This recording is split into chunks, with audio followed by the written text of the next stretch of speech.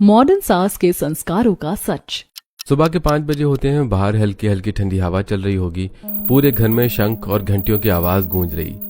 कमला निवास नाम का एक बड़ा मॉडर्न घर रंग बिरंगी लाइटों से चमक रहा होता है। घर के अंदर बना बड़ा सा मंदिर फूलों और दीपकों से सजा होता है। कमला देवी लाल बॉर्डर वाली साड़ी पहनकर मंदिर के सामने आंखें बंद किए बैठी होती है। हाथ में माला और चेहरे पर बहुत शांति दिखाई दे रही होती है। ओम भूर्भुवः स्वः तत्सवितुर्वरेण्यम्। तभी बड़ी बहू शिल्पा हाथ में फूलों की थाली लेकर धीरे धीरे वहां आती है। उसने सिंपल साड़ी पहनी होती है और सिर पर लंबा पल्लू। उसकी आंखों में नींद साफ दिखाई दे रही होती है, लेकिन फिर भी चेहरे पर बनावटी मुस्कान होती है। मम्मी जी प्रणाम। खुश रहो बहू। घर की बहुएं अगर सूरज निकलने से पहले उठ जाएं तो घर में हमेशा लक्ष्मी का वास रहता है। शिल्पा चुपचाप उनके पास बैठ जाती है। तभी मोहन जी कुर्ता पजामा पहने हुए आते हैं। उनके पीछे मुकुल, राघव और रिया भी। रिया ने सिंपल सूट पहना है और बालों की चोटी बनाई होती है। सभी लोग हाथ जोड़कर आरती सुनने लगते हैं। अरे कमला, तुम्हारी आवाज सुनकर तो मन शांत हो जाता है। परिवार संस्कारों से चलता है मोहन जी, वरना पैसा तो आजकल हर किसी के पास है। आरती खत्म होते ही कमला देवी प्रसाद की थाली उठाती हैं। सब लोगों को प्रसाद देने लगती हैं। तभी शिल्पा हल्की सी जमाई ले लेती है। कमला देवी तुरंत उसे घूर कर देखती हैं। अगले दिन सोसाइटी के मंदिर में बड़ा कीर्तन होता है। मंदिर में काफी भीड़ होती है। सभी औरतें साड़ियों और सूट में बैठी होती हैं। बीच में कमला देवी ढोलक के पास बैठी बहुत मधुर आवाज में भजन गा रही होती है। रघुपति राघव राजा राम। कमला जी कितनी संस्कारी है, इतनी मॉडर्न होकर भी अपने घर को संस्कृति से जोड़े रखा है। और देखो ना, बहू बेटी को कितना अच्छे से कंट्रोल में रखा है। आजकल ऐसा कौन कर पाता है। सही कहा बहन, इनके घर की बहुएं तो हमेशा सिर पर पल्लू रखती है, तभी तो घर में इतनी शांति है। कमला देवी सबकी बातें सुनकर हल्का सा मुस्कुरा देती हैं। उनके चेहरे पर गर्व साफ दिखाई देता है। शाम को बड़े से हॉल में मोहन जी सोफे पर बैठे अखबार पढ़ रहे होते हैं। कमला देवी उनके सामने बैठी चाय पी रही होती हैं। तभी मोहन जी अखबार नीचे रखते हुए कमला की तरफ देखते हैं। कमला, अब छोटे बेटे की भी शादी की उम्र हो गई है। कुछ लड़की देखी है क्या तुमने? देख तो रही हूँ जी, लेकिन आजकल संस्कारी लड़कियाँ मिलती कहाँ हैं। पीछे सीढ़ियों के पास खड़ा राघव उनकी सारी बातें सुन रहा होता है। उसके चेहरे पर हल्की घबराहट दिखाई देती है। यही सही मौका है, मम्मी पापा को बता देता हूँ, मुझे लड़की पहले से पसंद है। राघव धीरे धीरे अपनी जेब से एक फोटो निकालता है और उनके पास जाकर खड़ा हो जाता है और फोटो मेज पर रख देता है। पापा मम्मी, मुझे पहले से एक लड़की पसंद है और मैं उसी से शादी करूंगा। मोहन जी एकदम गुस्से में खड़े हो जाते हैं। उनके हाथ से अखबार नीचे गिर जाता है। अरे तो पागल हो गया है क्या? हमारे घर में लव मैरिज वाली लड़की आएगी बहू बनकर। राघव घबराकर पीछे हट जाता है। तभी कमला देवी फोटो हाथ में देखती हैं। फोटो में नेहा मॉडर्न कपड़ों में बहुत सुंदर और शांत दिखाई दे रही होती है। रहने भी दीजिए ना जी, सबसे छोटा बेटा ही तो है घर का। और वैसे भी लड़की फोटो में कितनी संस्कारी लग रही है। तुम्हें पता है संस्कारी लग रही है? कमला कुछ बोलने की कोशिश करती है। तभी मोहन जी गुस्से में सबके सामने उन्हें जोरदार थप्पड़ मार देते हैं। पूरा घर एकदम शांत हो जाता है। शिल्पा और रिया डरकर खड़ी रह जाती हैं। अरे पापा, ये क्या कर रहे हो आप? इतनी भी बड़ी बात नहीं हो गई कि आपने मम्मी पर हाथ उठा दिया। मोहन जी बिना कुछ बोले गुस्से में अपने कमरे की तरफ चले जाते हैं। अगले कुछ दिनों तक राघव ना किसी से बात ठीक से करता है और ना ही खाना खाता है। पूरे घर का माहौल भारी हो जाता है। एक दिन शहर के बड़े कैफे में राघव और नेहा बैठे होते हैं। कैफे में हल्का म्यूजिक चल रहा होता है। नेहा कॉफी पीते हुए राघव की तरफ देख रही होती है। क्या हुआ? तुम तो बहुत अपसेट लग रहे हो। अरे यार कुछ नहीं, घर वाले शादी के लिए मान ही नहीं रहे हैं। तो उन्हें मेरे बारे में बताओ ना कि मैं सरकारी जॉब में हूँ, और बताओ कि मेरी पोस्ट तुम्हें भी मिल जाएगी अगर मैं जॉब छोड़ दूंगी तो। बिना कुछ किए सरकारी नौकरी मिल जाएगी तुम्हें, शायद उन्हें समझ आए। राघव के चेहरे पर उम्मीद दिखाई देने लगती है। रात को राघव वापस घर आता है। मोहन जी हॉल में बैठे होते हैं। राघव धीरे धीरे उनके पास जाकर खड़ा हो जाता है। पापा, वो लड़की बहुत अच्छी है, सरकारी जॉब पर है और उसका परिवार हमसे भी ज्यादा अमीर है। शादी के बाद उसकी सरकारी नौकरी भी मुझे मिल जाएगी क्योंकि वो जॉब नहीं करना चाहती। मोहन जी के चेहरे का गुस्सा धीरे धीरे शांत होने लगता है। चलो, हमसे ज्यादा अमीर लोग हैं तो समाज में हमारा भी नाम होगा और अच्छा खासा दहेज भी आएगा। मोहन जी धीरे धीरे कमला की तरफ देखते हैं। कमला हल्का सा सिर हिला देती है। दोनों शादी के लिए मान जाते हैं। कुछ दिनों बाद पूरा परिवार नेहा को देखने उसके घर जाता है। नेहा का घर बहुत बड़ा और आलीशान होता है। हर तरफ महंगे फर्नीचर और सजावट दिखाई दे रही होती है। कमला और शिल्पा साड़ी पहन कर आती हैं, जबकि रिया ने सिंपल सूट पहना होता है। नेहा धीरे धीरे ट्रे में चाय लेकर आती है। उसने हल्का सा सूट पहन रखा था। तेरा ससुराल तो बहुत संस्कारी लग रहा है और तेरी सास भी कितनी संस्कारी है।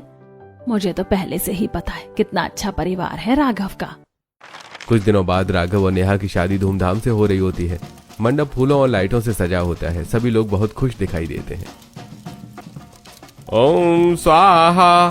तभी कमला देवी अचानक बीच में रोक देती हैं। पंडित जी रुको, आपने मंत्र गलत बोल दिया। सभी वहां बैठे लोग हैरानी से कमला की तरफ देखने लगते हैं। ये मंत्र ऐसे नहीं ऐसे बोला जाता है। कमला देवी खुद सही मंत्र बोलकर दिखाती हैं। पंडित जी भी शर्मिंदा होकर सिर झुका लेते हैं। शादी में मौजूद सभी लोग तालियां बजाने लगते हैं। एक बार फिर कमला जी ने कमाल कर दिया। इतने संस्कार आजकल किसे आते हैं। कमला देवी मनी मन बहुत खुश हो रही होती है। शादी को कुछ दिन बीत चुके होते हैं। एक शाम राघव खुशी खुशी नीचे आता है। नेहा ऊपर कमरे में तैयार हो रही होती है। अरे मम्मी, आज मैं नेहा को डिनर पर लेकर जा रहा हूँ। हाँ बेटा लेकर जाओ, लेकिन टाइम से वापस आ जाना। तुम्हें पता है ना हमारे घर में सब सुबह 5 बजे उठते हैं। जी मम्मी।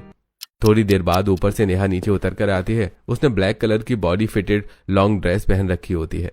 बाल खुले और हल्का मेकअप किया होता है। जैसी कमला देवी की नजर नेहा पर पड़ती है, उनकी आंखें एकदम बड़ी हो जाती हैं। ये सब क्या है? पूरा घर अचानक शांत हो जाएगा। शिल्पा डरकर नेहा की तरफ देखने लगेगी।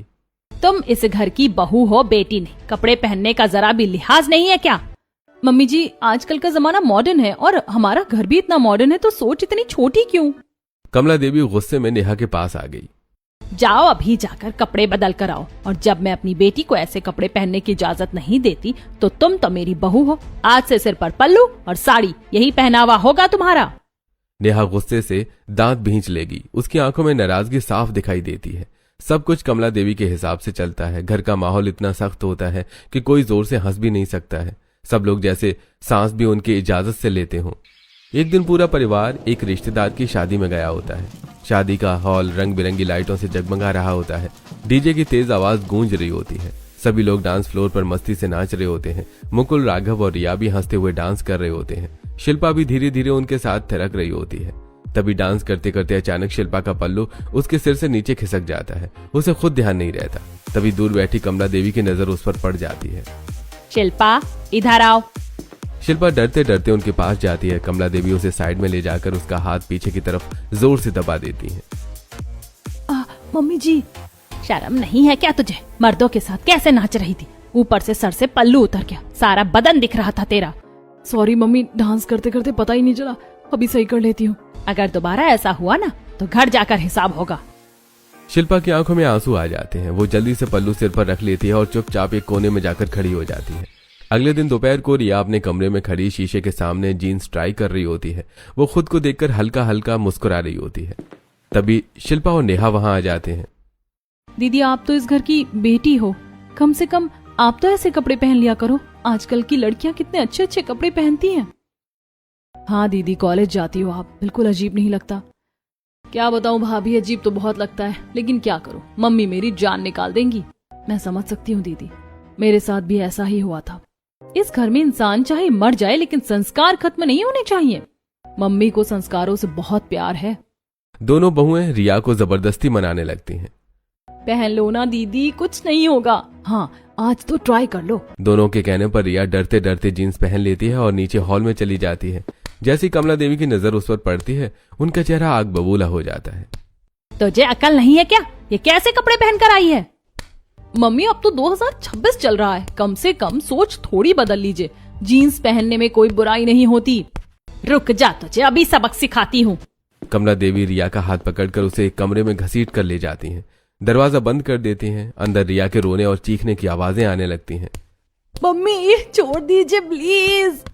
बाहर खड़ी शिल्पा और नेहा डर से कांपने लगती हैं।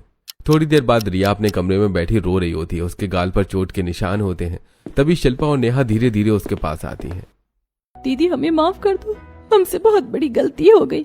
हमें नहीं पता था कि मम्मी इस हद तक पहुंच जाएंगी। अगर सूट पहनने से ही संस्कार दिखते हैं तो आज की दुनिया में कोई संस्कारी नहीं। सारी लड़कियां छोटे कपड़े पहनती हैं। मम्मी के हिसाब से तो वो सारी लड़कियां बेशर्म हैं। इस घर की सोच का कुछ नहीं हो सकता। तीनों एक दूसरे को गले से लगा लेती हैं। कमला देवी दोनों बेटों को हमेशा अपनी बहुओं के खिलाफ भड़काती रहती हैं। बेटा अपनी बीवी को टाइट करके रखो, आज इसने सर पर पल्लू नहीं रखा था।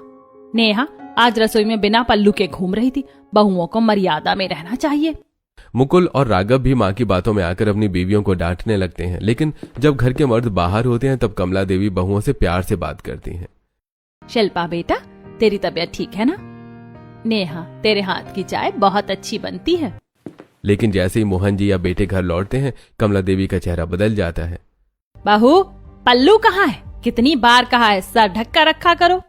अगले दिन शिल्पा और नेहा मार्केट जाने के लिए तैयार होती हैं। दोनों ने साड़ी पहन रखी होती है, लेकिन सिर पर पल्लू नहीं होता।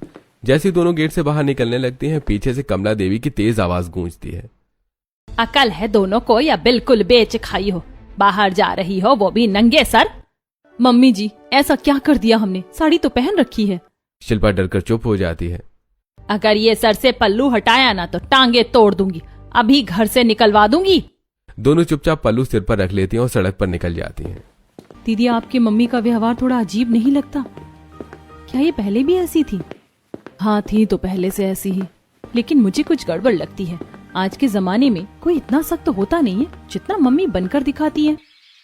अगले दिन सुबह घर के बाहर सब्जी वाले का बड़ा सा ठेला खड़ा होता है। ठेले पर ताजी ताजी सब्जियां रखी होती हैं। आसपास कई औरतें भी वहां खड़ी सब्जियां खरीद रही होती हैं। शिल्पा और नेहा भी साड़ी पहने बाहर खड़ी होती हैं, लेकिन आज दोनों थोड़ा खुश दिखाई देती हैं।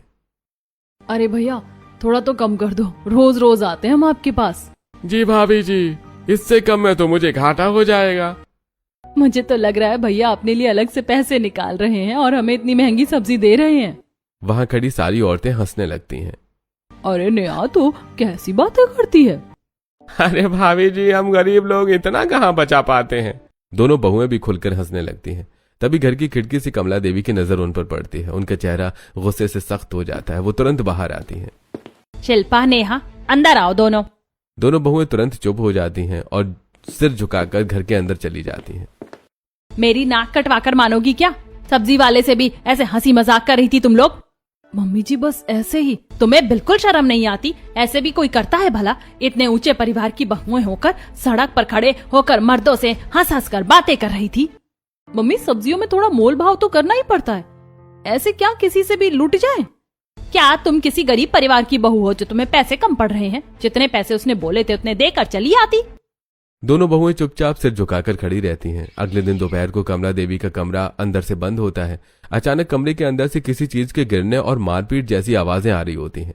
बाहर खड़ी शिल्पा और नेहा डर जाती हैं। दोनों जल्दी से दरवाजा खटखटाने लगती हैं। मम्मी जी, दरवाजा खोलिए। मम्मी जी, सब ठीक है ना? लेकिन अंदर से कोई जवाब नहीं देता, सिर्फ सामान गिरने की आवाजें आती रहती हैं।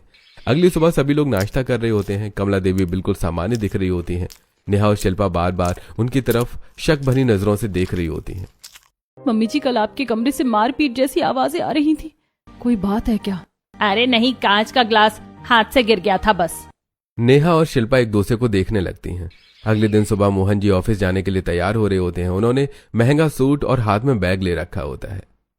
आज मेरी बिजनेस मीटिंग है, 2-3 दिन के लिए बाहर जा रहा हूँ।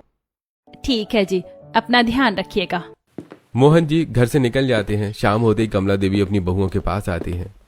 बेटा, मैं अपनी दोस्त प्रिया के घर जा रही हूँ। उसकी तबीयत बहुत खराब है, कई दिनों से बुखार आ रहा है उसे। ठीक है मम्मी जी, आप आराम से जाइए।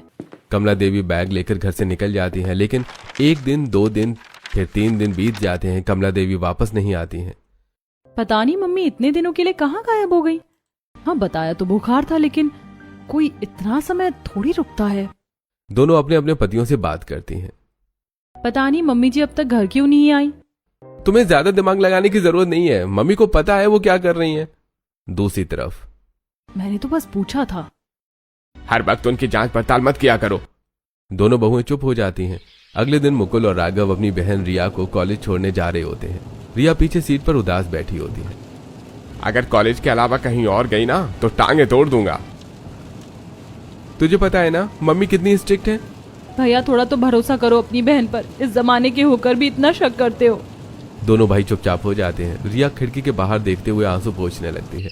रात को शिल्पा और नेहा अपने कमरों में बैठी पतियों से बात कर रही होती हैं। नेहा बहुत गुस्से में दिखाई दे रही होती है।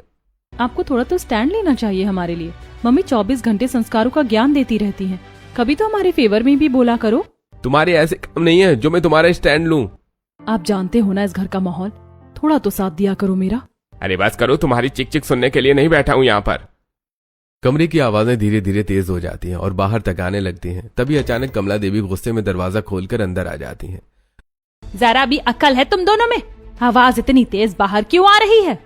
दोनों बहुएं एकदम चुप हो जाती हैं। मैं और सासों की तरह नहीं हूँ जो अपने बेटों को बहुओं से सुनवाती रहूं। आइंदा मेरे घर में ऐसा ना हो। मम्मी जी, आप अपने संस्कार रहने दीजिए। ऐसा तो है नहीं कि हम मुंह पर टेप लगाकर बैठ जाएं। नेहा, अगर टेप लगानी पड़ेगी तो मैं खुद लगा दूंगी। कमला देवी बड़ी बड़ी आंखों से नेहा को घूरने लगती हैं। मम्मी जी, कोई 1900 का जमाना नहीं चल रहा है जहां औरतें चुपचाप मुंह सिलकर बैठी रहें और अन्याय सहती रहें। और एक बात याद रखो, ये मेरा घर है। अगर मेरे संस्कारों के खिलाफ जाने की कोशिश करी ना तो तुम्हें घर से बेघर कर दूंगी। कमरे में एकदम सन्नाटा छा जाता है। शिल्पा डर जाती है, लेकिन नेहा पहली बार कमला देवी की आंखों में आंखें डालकर खड़ी रहती है। रात को राघव और नेहा डिनर करके अपनी गाड़ी से घर वापस लौट रहे होते हैं। घर के बाहर गाड़ी रुक जाती है। दोनों काफी खुश दिखाई दे रहे होते हैं। अरे अच्छा हुआ आज थोड़ा टाइम साथ में मिल गया। हाँ, वरना इस घर में तो सांस लेने तक का टाइम नहीं मिलता। दोनों घर की तरफ बढ़ने लगते हैं। तभी अचानक राघव रुक जाता है। अरे नेहा, तुम्हारा पर्स तो गाड़ी में ही रह गया। ओ नो, उसमें मेरे काम के जरूरी डॉक्यूमेंट्स हैं। चलो मैं गाड़ी खोल देता हूँ, तुम पर्स ले आओ, मैं अंदर जा रहा हूँ। ठीक है। राघव घर के अंदर चला जाता है। नेहा गाड़ी का दरवाजा खोलकर अपना पर्स ढूंढने लगती है। तभी अचानक उसे महसूस होता है जैसे कोई तेजी से उसके पीछे से गुजरा हो। नेहा तुरंत पलटकर देखती है। दूर अंधेरे में सिर्फ किसी औरत की परछाई दिखाई देती है। उसने शॉर्ट ड्रेस पहन रखी होती है और उसके सीधे खुले बाल हवा में उड़ रहे होते हैं। अरे, ये कौन गया? नेहा ध्यान से देखने की कोशिश करती है, लेकिन वो परछाई जल्दी से घर के पीछे वाले रास्ते की तरफ गायब हो जाती है। इतनी रात को हमारे घर से कौन निकल सकता है? लगता है मेरा वहम होगा। रात में पता नहीं दिमाग क्या क्या सोचने लगता है। नेहा खुद को समझाकर जल्दी से घर के अंदर चली जाती है। अगले दिन रात के करीब 2 बजे पूरा घर गहरी नींद में डूबा होता है। तभी मुकुल ऑफिस से बहुत लेट लौटता है। शिल्पा धीरे धीरे कमरे से बाहर निकलती है और चुपके से जाकर गेट खोल देती है। यार खाना लाकर दे दो, बहुत तेज भूख लगी है। दोनों धीरे धीरे कमरे की तरफ जाते हैं। आप तो रोज लेट आते हो। खाना भी मुझे ही गर्म करना पड़ता है और आपकी मम्मी मुझे सुनाने लगती है। खुद तो 5 बजे उठ जाती है, लेकिन मेरी हालत नहीं समझती। प्लीज यार पहले खाना दे दो। शिल्पा बड़बड़ाते हुए रसोई में चली जाती है। वो गैस ऑन करके खाना गर्म करने लगती है। तभी अचानक ऊपर जीने से किसी के उतरने की आवाज आती है। शिल्पा धीरे धीरे पलटकर ऊपर देखती है और उसे देखकर उसके हाथ से चम्मच लगभग गिर जाता है। सामने कमला देवी उतर रही होती है, लेकिन इस बार उनका रूप बिल्कुल अलग होता है। उन्होंने ब्लैक शॉर्ट ड्रेस पहन रखी होती है और बाल स्ट्रेट और खुले और मेकअप। मम्मी जी? कमला देवी भी एक पल के लिए रुकती हैं और जल्दी से पीछे वाले दरवाजे की तरफ चली जाती हैं। शिल्पा वहीं खड़ी रह जाती है। उसके चेहरे पर डर और हैरानी साफ दिखाई देती है। अगली सुबह नेहा और शिल्पा रसोई में अकेली खड़ी होती हैं। नेहा, तुझे पता है कल रात मैंने क्या देखा? क्या हुआ दीदी? मैंने मम्मी जी को शॉर्ट ड्रेस में देखा। रात को करीब 1:30 बजे वो कहीं जा रही थी। नेहा की आंखें एकदम बड़ी हो जाती हैं। शॉर्ट ड्रेस में? नेहा अचानक कुछ सोचकर डर जाती है। मतलब परसों रात मैंने जो परछाई देखी थी वो मम्मी जी की थी? दोनों एक दूसरे को हैरानी से देखने लगती हैं। हम कोई सपना तो नहीं देख रहे ना? मम्मी जी खुद संस्कारों की इतनी बातें करती हैं। दीदी, हमें पता लगाना पड़ेगा। जरूर कोई बहुत बड़ा राज है। मुझे तो समझ नहीं आता इतने सालों से इस घर में क्या क्या चल रहा है। थोड़ी देर बाद दोनों अपने अपने पतियों से ये बात बताने की कोशिश करती हैं। मुकुल, कल रात मैंने मम्मी जी को शॉर्ट ड्रेस में देखा था। वो रात को बाहर जा रही थी। मुकुल अचानक गुस्से में खड़ा हो जाता है। तुम पागल हो गई हो क्या? गुस्से में मुकुल शिल्पा पर हाथ उठा देता है। मुकुल, मेरी माँ पर झूठा इल्जाम लगाने की जरूरत नहीं है। दूसरी तरफ, नहीं, सच में मैंने भी किसी को देखा था उस रात। आइंदा मेरी मम्मी के खिलाफ कुछ उल्टा सीधा बोला ना तो अच्छा नहीं होगा। नेहा चुप हो जाती है, लेकिन उसके चेहरे पर डर से ज्यादा शक दिखाई देता है। अगली सुबह घर के गार्डन में हल्की धूप फैली होती है। शिल्पा और नेहा चुपचाप बैठी होती हैं। दीदी, हमें कुछ करना होगा। पता तो लगाना पड़ेगा कि घर में ये सब क्या चल रहा है। लेकिन अगर मम्मी जी को पता चल गया ना तो पता नहीं क्या होगा। अब डरने से कुछ नहीं होगा। इतने संस्कार के पीछे जरूर कोई बड़ा सच छिपा है। दोनों एक दूसरे की तरफ देखती हैं और पहली बार उन्हें महसूस होता है कि कमला देवी वैसी बिल्कुल नहीं है जैसी दुनिया उन्हें समझती है। अगली रात दोनों बहुओं ने अपने मोबाइल में रात 1 बजे का अलार्म लगा रखा होता है। पूरा घर गहरी नींद में डूबा होता है। तभी अचानक नीचे से किसी दरवाजे के खुलने और हील्स की आवाज आने लगती है। नेहा और शिल्पा की एकदम आंखें खुल जाती हैं। दोनों जल्दी से अपने अपने कमरों से बाहर निकलती हैं। उन्होंने मुंह पर चुन्नी ढक रखी होती है ताकि कोई पहचान न सके। दीदी, लगता है मम्मी जी निकल रही हैं। चल जल्दी, वरना फिर गायब हो जाएंगी। दोनों धीरे धीरे नीचे झांक कर देखते हैं। कमला देवी शॉर्ट ड्रेस पहनकर चुपके से घर से बाहर निकल रही होती हैं, बाल खुले और हाथ में छोटा पर्स।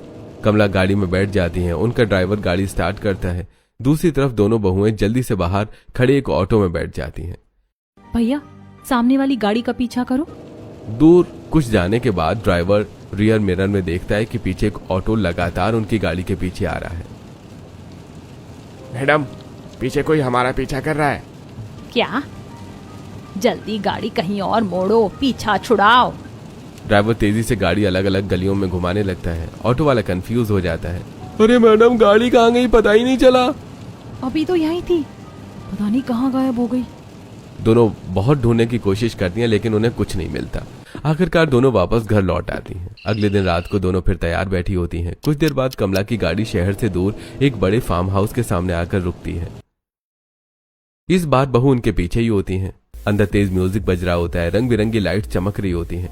नेहा और शिल्पा दीवार के पीछे छिपकर अंदर झांकती हैं और जो देखती हैं उसे देखकर उनके पैरों तले जमीन खिसक जाती है।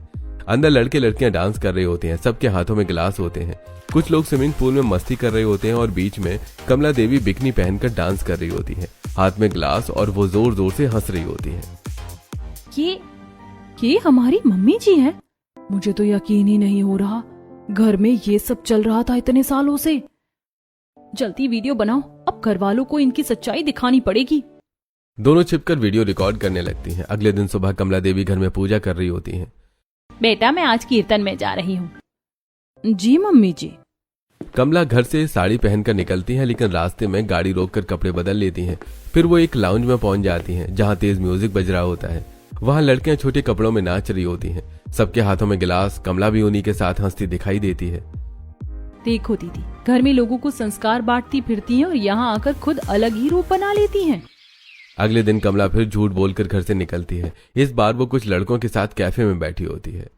ये तो बिल्कुल अलग इंसान लग रही है और हमें हर वक्त पल्लू का ज्ञान देती रहती हैं। दोनों वहां भी वीडियो बना लेती हैं। रात को कमला अपनी गर्ल गैंग्स के साथ क्लब जाती है जहां जोर जोर से डांस कर रही होती है। इनका तो पर्दाफाश करना ही पड़ेगा। हमें संस्कारों का ज्ञान देकर खुद बाहर ऐसे मजे ले रही हैं। उसी रात कमला घर लौटकर चुपके से नीचे बेसमेंट में जाती है। वहां एक बड़ा पुराना संदूक रखा होता है। किसी को पता नहीं होगा कि उसके पीछे एक सीक्रेट रूम छिपा है। कमला अंदर जाकर कपड़े बदलने लगती है। वहां कई सारी महंगी ड्रेस और मेकअप रखा होता है। अच्छा, तो बेसमेंट में इन्होंने अपनी सारी ड्रेस छिपा रखी है, तभी इनके कमरे में कभी कुछ नहीं दिखता। एक झूठ छिपाने के लिए 100 झूठ बोलने पड़ते हैं। तभी कमला जल्दी से वहां से निकलते वक्त चाबी पर्स में रखने की बजाय नीचे गिरा देती है। कमला को पता नहीं चलता और वो ऊपर चली जाती है। उनके जाते ही दोनों बहुएं धीरे से आगे आती हैं और चाबी उठा लेती हैं। दोनों धीरे धीरे रूम खोलती हैं। अंदर का नजारा देखकर दोनों दंग रह जाती हैं। वहां दर्जनों शॉर्ट ड्रेस, महंगी high heels, branded perfumes, makeup का सामान रखा होता है। पूरा कमरा किसी मॉडल के ड्रेसिंग रूम जैसा लग रहा होता है। देखो, असली सच तो ये है इनका। अगले दिन दोनों फिर चुपके से स्टोर रूम तक जाती हैं। इस बार कमला देवी अंदर बैठी होती हैं। उन्होंने हाथ में अपने माँ बाप की पुरानी फोटो पकड़ रखी होती है। कमला की आंखों से आंसू बह रहे होते हैं। माँ, पापा, काश आप लोग होते, मैंने बहुत सहा है।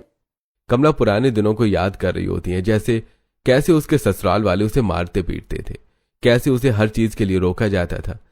कुछ देर बाद कमला आंसू पोंछकर कमरा बंद करके चली जाती है। उनके जाते ही दोनों बहुएं फिर कमरे के अंदर जाती हैं। वहां उन्हें एक पुरानी डायरी मिलती है, एक टेप रिकॉर्डर और ढेर सारी पुरानी तस्वीरें।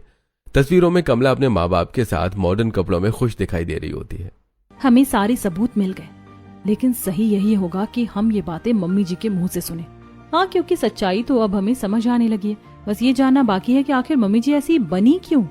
रात के 3 बजे होते हैं। पूरा घर अंधेरे में डूबा होता है, लेकिन आज नेहा और शिल्पा अपने कमरे में सोई नहीं होती। दोनों तैयार बैठी होती हैं।